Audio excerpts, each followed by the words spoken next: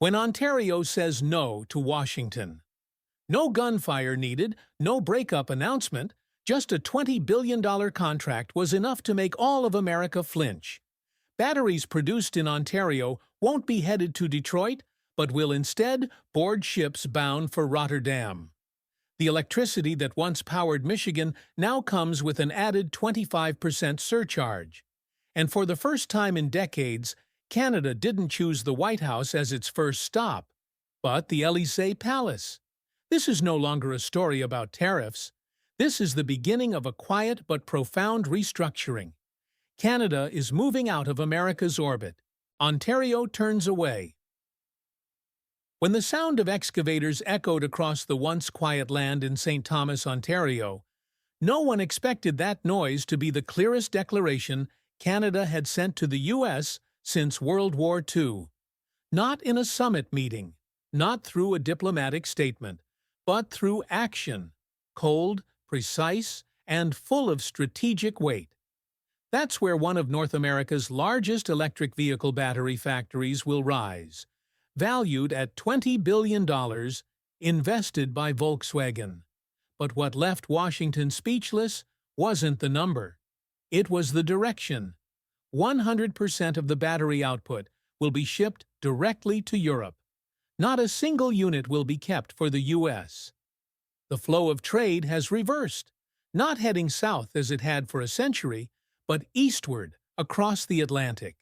This event isn't just a regular industrial deal, it's a strategic counterstrike, a survival instinct from Ontario, after Washington suddenly raised tariffs on Canadian steel and aluminum to 50% in early 2025. What used to be a strong bond between two economies was now strangled by punitive trade barriers, and Ontario, instead of bowing its head waiting for negotiations, chose to move out of America's shadow. To fully understand the silent intensity of this decision, we must look back at Ontario's economic foundation, a province that was once the backbone of North America's auto supply chain. Every day, thousands of trucks carrying parts, chassis, engines cross the Windsor-Detroit border like vital arteries sustaining both sides.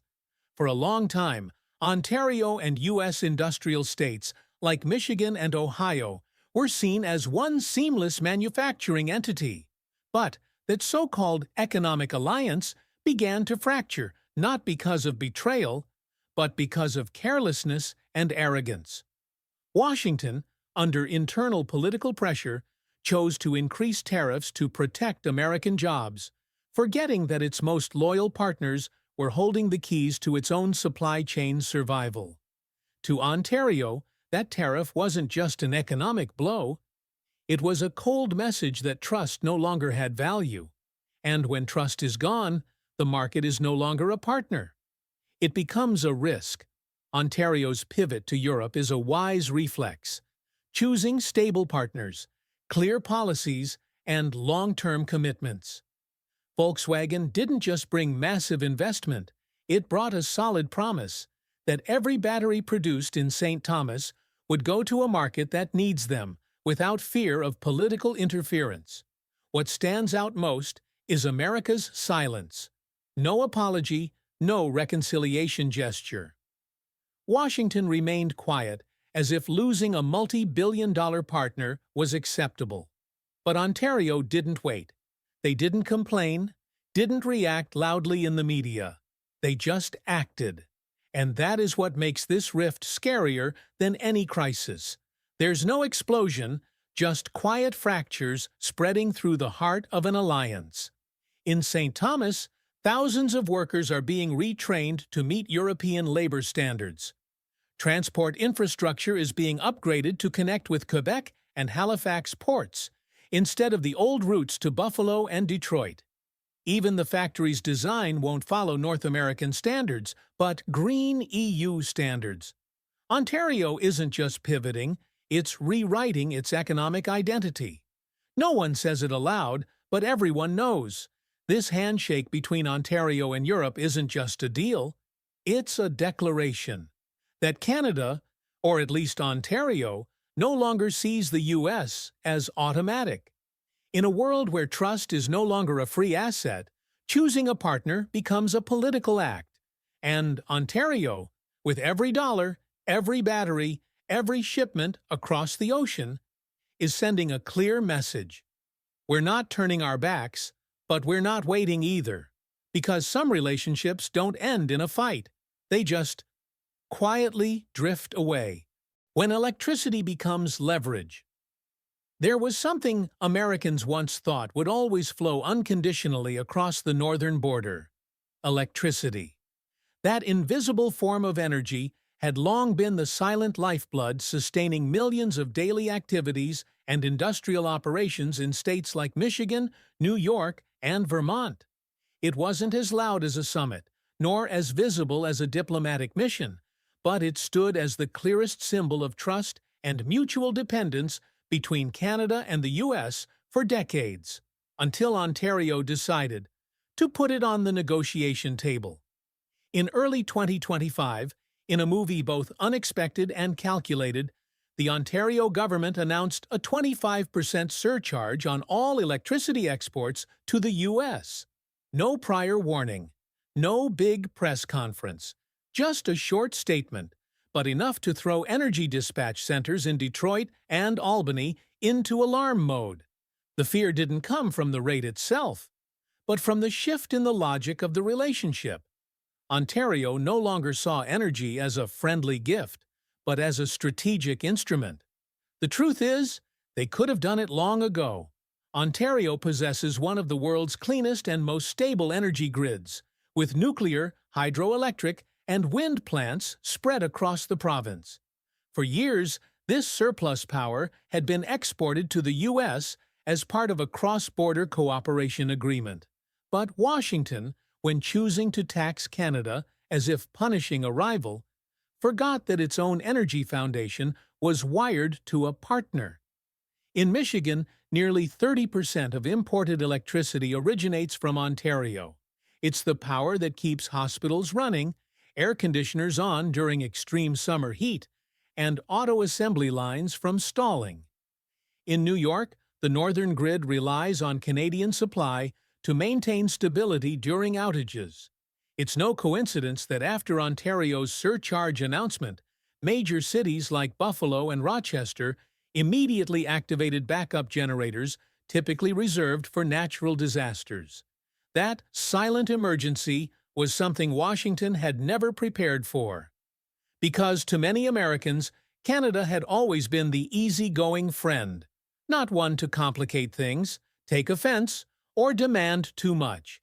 But Ontario, with a deeply symbolic decision, shattered that illusion. They didn't need to attack, didn't need to cut power. They just needed to show the U.S. If necessary, we can.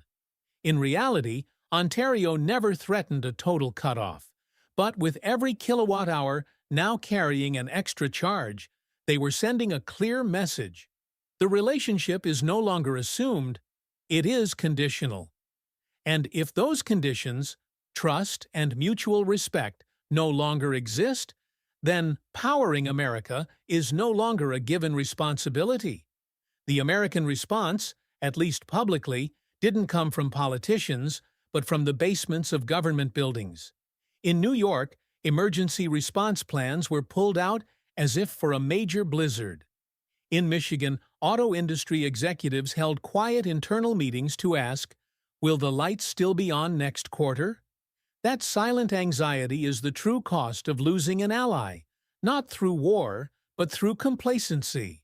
One must understand that for years, Ontario's electricity didn't just carry energy, it carried trust.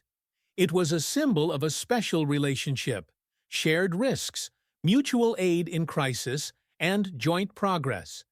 But in 2025, when trade barriers rose like invisible walls, Ontario didn't hesitate to use what they had, to respond in the language the U.S. had chosen to speak first. Some may argue this is a dangerous move, that Ontario is politicizing a system that should remain above international tension. But from Ontario's perspective, it isn't weaponizing energy. It's deliberate self-defense. When Washington replaces dialogue with economic force, responding with economic logic, even bitter, becomes inevitable. The scary part isn't what Ontario has done. It's what they could still do if the relationship continues to deteriorate. When a nation begins to recognize the strategic value in what was once considered mundane, that's also when the power map starts to shift. And this time, it may no longer run through the Washington-Ottawa axis, but turn in another direction, where power lines don't just carry electricity, but sovereignty. When military partners begin to hesitate. For more than half a century, if there was one area where the U.S.-Canada relationship seemed unbreakable, it was defense. From joint patrols under NORAD to sharing equipment, technology, and military training, the two countries stood side by side through the Cold War, global terrorism, and Arctic security. But in 2025, for the first time, Canada paused, not to rest, but to reconsider trust.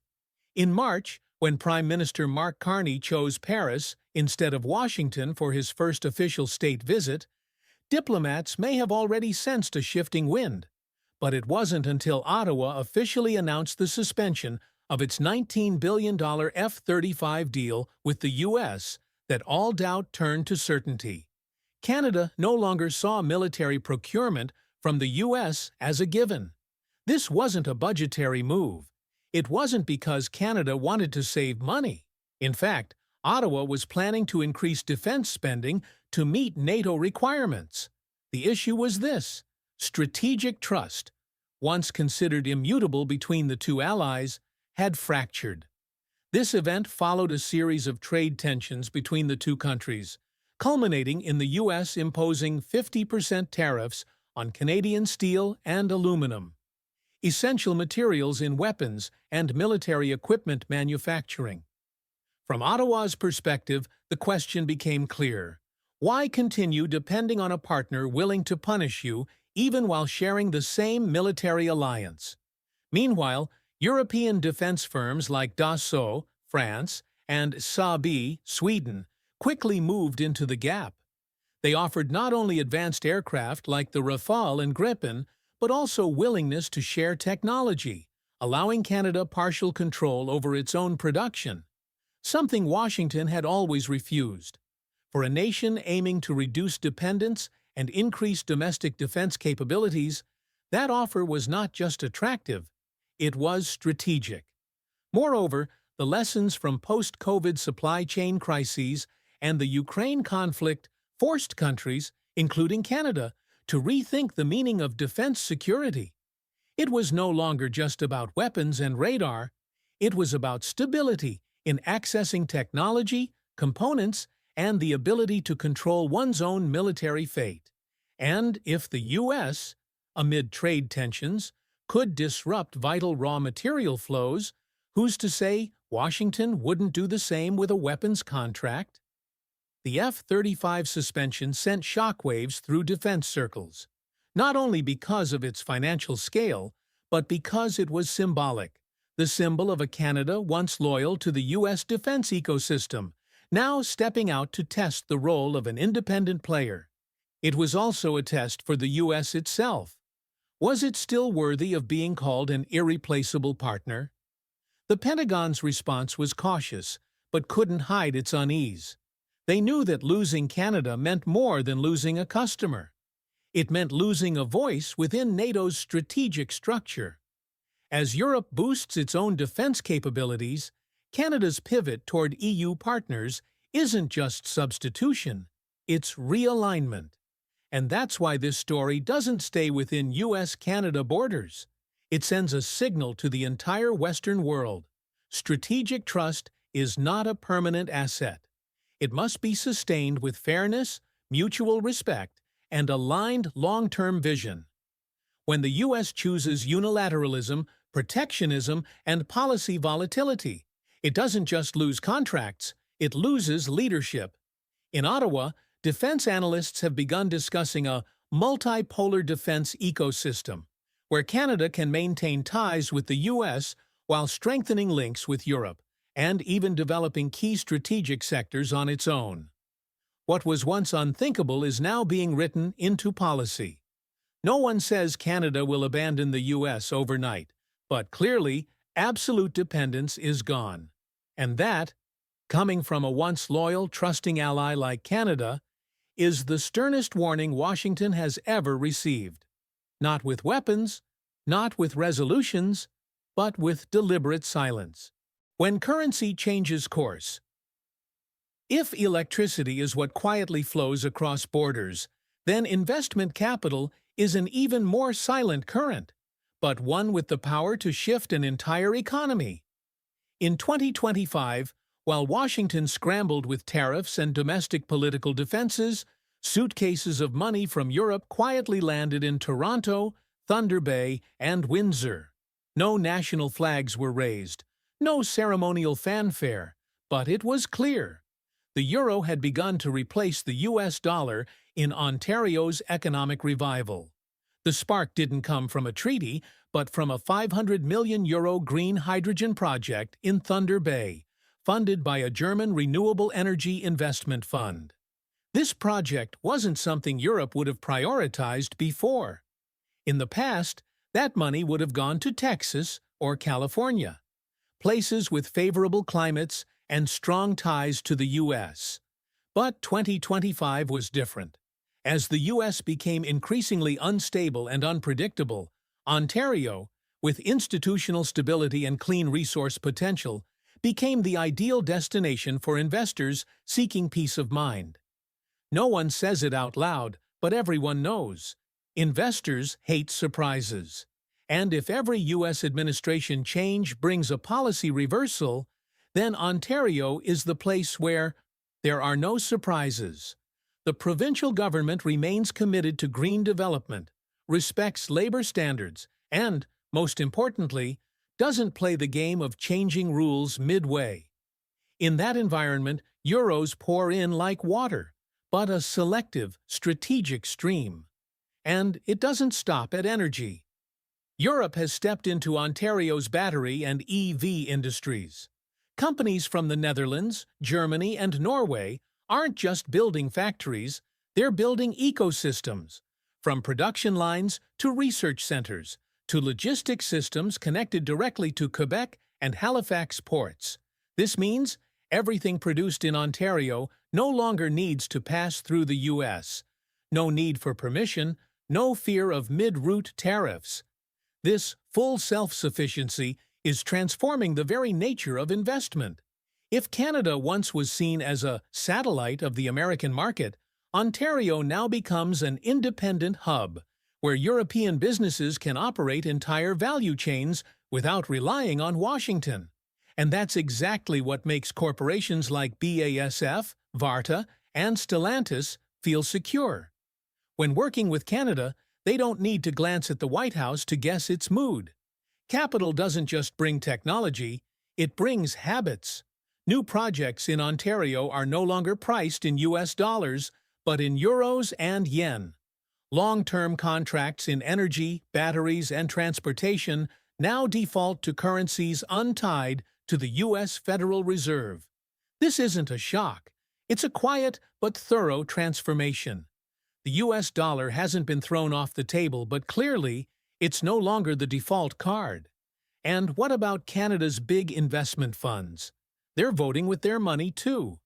Both the Canada Pension Plan Investment Board and the Ontario Municipal Employees Retirement System, two of the country's most powerful financial institutions, have reduced their U.S. investment ratios, shifting instead to industrial zones and innovation hubs in Germany, Sweden, and Finland. No poetic justification needed. Europe is more trustworthy. This change doesn't appear on the evening news. It doesn't create clickbait headlines. But behind the scenes, each investment, each dollar leaving Wall Street, each contract switching from English to German. These are the quiet proof of a steady, quiet divorce. No shouting match needed, just a withdrawal of funds. Washington may believe it still controls the North American economic order, but the balance sheets say otherwise. when euros begin shaping factories in Windsor, when Canadian pension funds stop calling the U.S. a safe market, then perhaps the only thing safe here is this: change has begun. And once currency changes course, history rarely turns back. When invoices are priced in trust. For a long time, the international financial world has operated under an unofficial yet nearly unbreakable rule: default to using the U.S. dollar. Whether you're buying oil, investing in technology, or signing long-term energy contracts, the final signature would often come with the familiar dollar symbol of the United States. But by 2025 in Ontario, a place once considered a financial satellite of the U.S. market, that rule is being rewritten, not through declarations, but through very practical business decisions. The story began when advanced energy and manufacturing companies in Ontario started changing how they signed export contracts, shifting from USD to euros and yen. At first, it was merely a precautionary measure to avoid currency risk amid Washington's political and tariff fluctuations. But after a few quarters, as U.S. tax policies continued to flip like an unresolved card game, what was once precaution became the new standard. This didn't happen on the NYSE, but in closed-door meetings in Mississauga, London, Ontario, and Montreal, where CFOs of clean tech firms, battery material manufacturers, and rail transport companies sat down and concluded, U.S. risk is a real cost, no longer a theoretical one. And if you can transact in euros, why tie your fate to the currency of a country that no longer sees you as a partner? From an economic perspective, this is a logical shift, diversifying currencies to avoid being affected by the policies of a single nation. But from a political perspective, it's a crack. Because currency, after all, isn't just a means of payment, it's a symbol of trust. When you choose the euro instead of the USD, you're not just choosing a unit. You're choosing who anchors your world. And in Ontario, that choice is leaning toward the Atlantic. New factories are opening commercial accounts in euros before the production lines even begin. Suppliers from Norway, Germany, and Belgium also request contracts priced in European currency to ensure stability. What's interesting is, no one objects. No one needs to explain anymore why they're not using the U.S. dollar, because everyone understands. In a world where American policy shifts with every election, stability is the most valuable asset. The impact of this change isn't only in accounting figures. It's reshaping how Ontario rebuilds its trade infrastructure. At ports like Quebec City and Halifax, the exchange rate boards now include EUR/CAD, listed above USD/CAD. The Bank of Canada, while still holding USD as its largest reserve, has increased bilateral euro transactions with the European Central Bank. The story is no longer about what are we trading, but who are we trading with? This shift poses a hard question for Washington. If you're no longer the trusted place to hold money, what are you? In the old world, the U.S. was the vault keeper, the invoice printer, and the final signature. But in the new world that Ontario is opening up, that role is being reallocated, not through war, not through grand treaties, but through quiet decisions in small boardrooms. Every transformation carries symbolic weight, and nothing is more symbolic than a country starting to leave another's currency orbit. If Ontario's factories are run with European capital, exporting under EU standards, operating under French labor law, then it's absurd for each payment to be settled in the currency of a country, building trade walls around you. Perhaps Washington hasn't yet grasped the gravity of the shift, because when a superpower is used to being at the center, it often fails to notice when the world begins turning. But with every euro-priced contract, every pension fund pulling out of Wall Street, every Ontario business opening a foreign account in Frankfurt instead of New York, A financial structure is being rebuilt.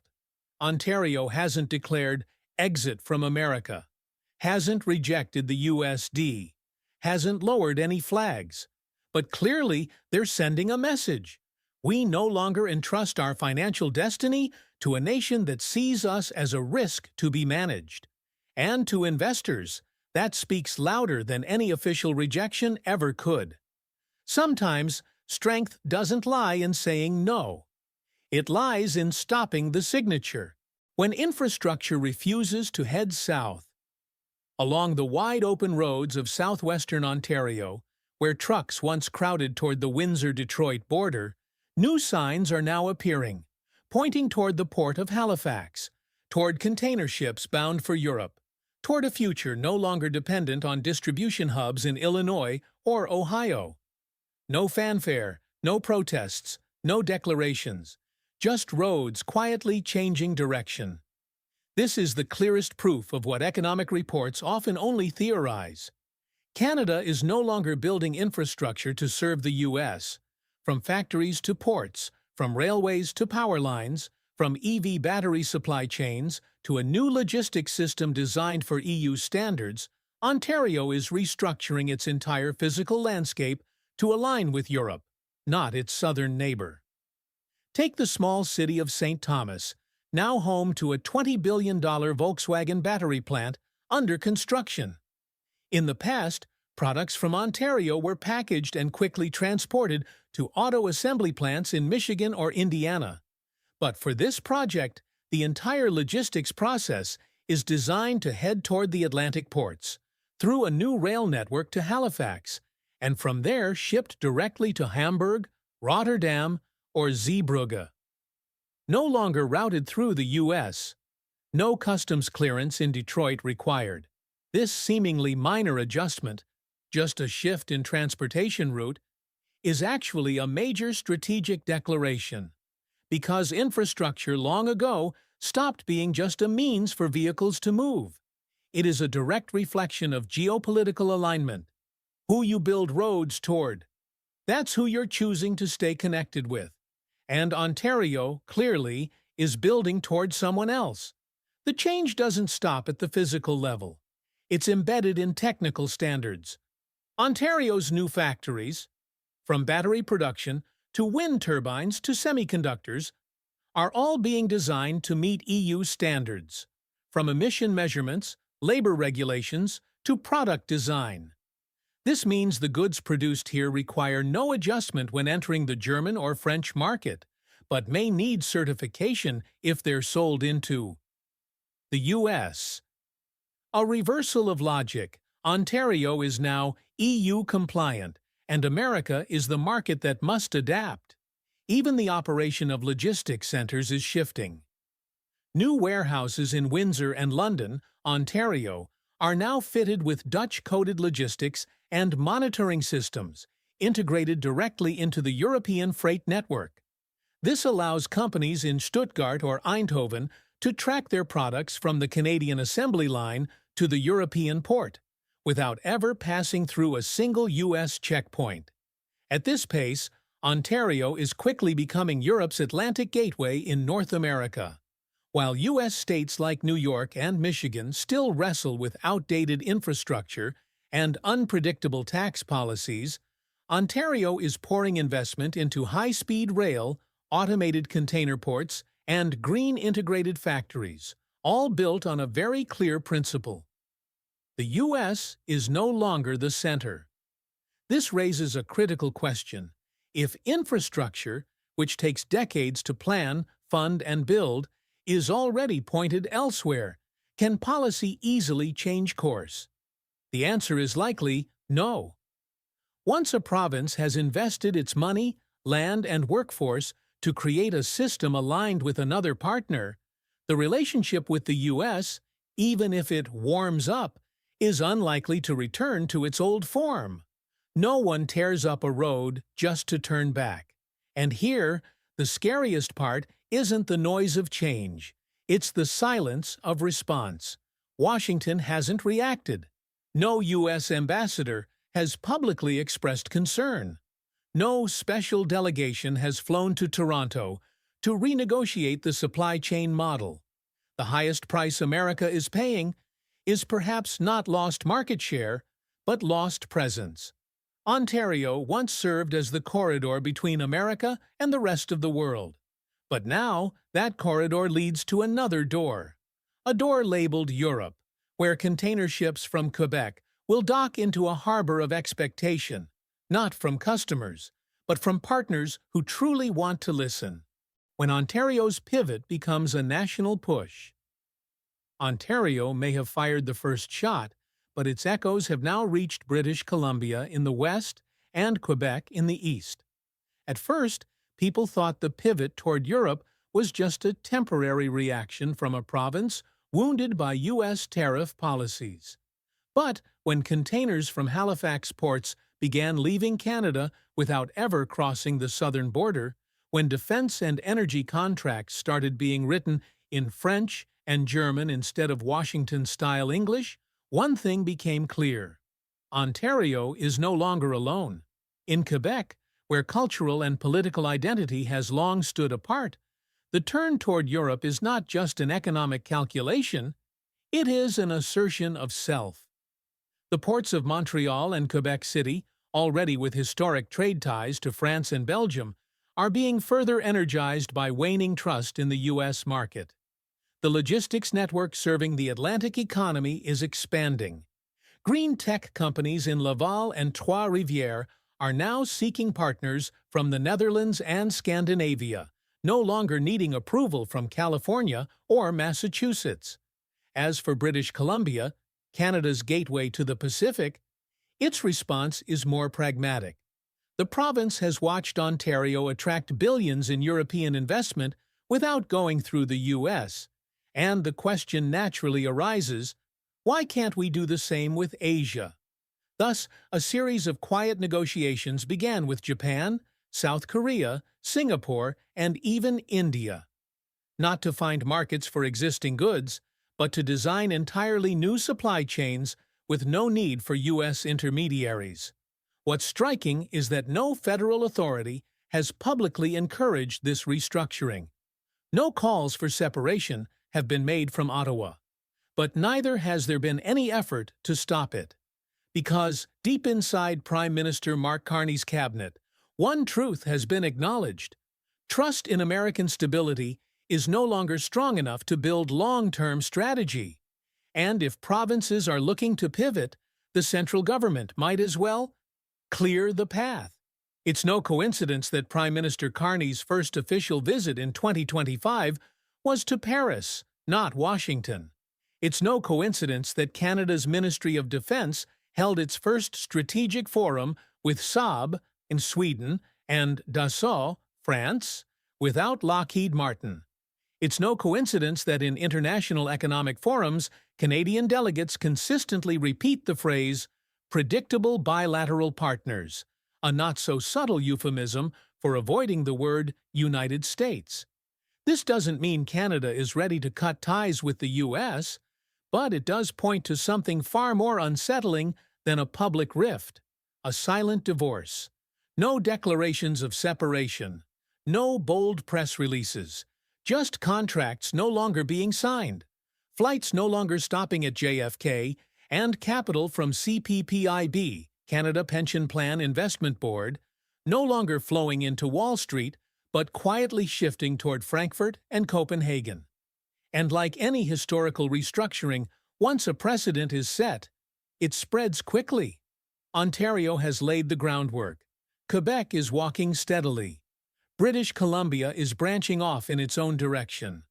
What happens when Alberta, with its massive energy reserves, decides to sell gas directly to Asia instead of routing through Texas? What happens if Saskatchewan ships grain straight to Europe via newly opened Arctic routes, bypassing U.S. ports altogether? That scenario is no longer a future hypothetical. It has already begun testing. And if a nation's trade, investment, and military frameworks no longer prioritize heading south, as they have for 70 years, North America's power map will never return to its old shape. The biggest question now isn't, is Canada leaving the U.S. orbit? It's, who's next? And as international partners look at the map of North America, they may no longer be choosing between Canada or the U.S., but between a stable, open, outward-facing ecosystem, or a large market growing increasingly erratic and inward. Ontario has laid the first brick. Other provinces are now ready to build an entirely new foundation. And once a solid house is built, no one remembers the risky room across the border.